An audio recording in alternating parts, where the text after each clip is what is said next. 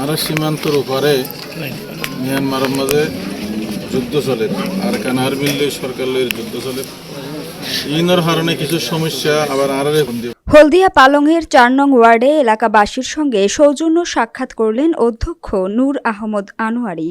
বিস্তারিত থাকছে কক্সবাজার থেকে কামাল উদ্দিন জয়ের প্রতিবেদনে। উখিয়া টেকনাফ সংসদীয় আসনে জামায়াতে ইসলামী মনোনীত সংসদ সদস্য পদপ্রার্থী অধ্যক্ষ নূর আহমদ আনোয়ারি হলদিয়া পালং ইউনিয়নের ৪ নং ওয়ার্ডে এলাকাবাসীর সঙ্গে সৌজন্য সাক্ষাৎ করেছেন।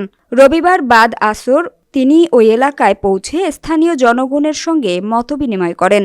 এ সময় তিনি এলাকার প্রবীণ মুরব্বী মরহুম মোসা মিয়ার কবরসহ অন্যান্য কবর জিয়ারত করেন এবং দোয়া মাহফিলের মাধ্যমে মরহুমদের আত্মার মাগফিরাত কামনা করেন।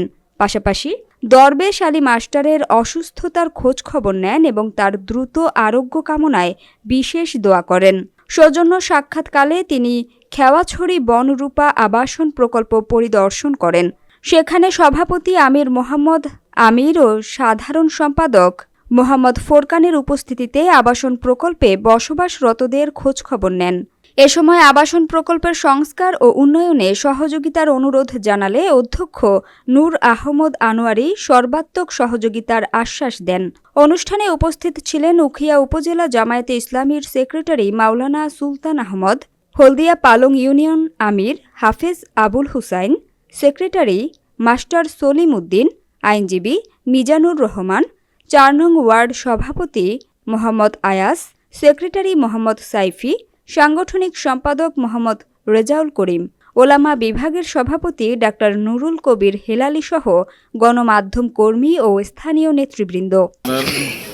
কক্সবাজার ৪ উকিয়া টেকনাফ আসন যেন আছে এর মধ্যে পুরোটাই সীমান্ত এলাকা, আর পাশে মিয়ানমার আছে এবং সীমান্ত এলাকার কারণে সঙ্গত কারণেই বর্ডার গার্ড বাংলাদেশ বিজিবির দায়িত্ব আছে সীমান্ত।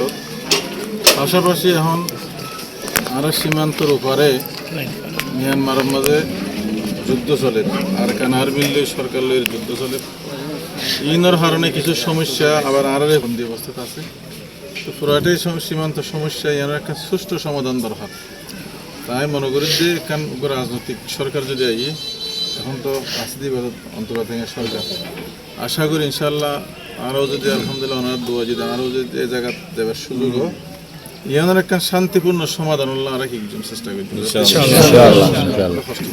তাছাড়া বর্তমানে এখন যে সমস্যা না হতে লাগবেন ঠিক অনাল্লাহ যে মানুষ হিসেবে আর তো মাঝে মধ্যে হস্তভোগ করা পড়ে ইনশাআল্লাহ আগামী দিনত যদি আল্লাহ তালা ওনারা ফমাতি খেদমত করবে সুযোগ দিয়ে ওনারা সাথে এই সমস্যার সমাধান কি চেষ্টা করছেন ইনশাআল্লাহ।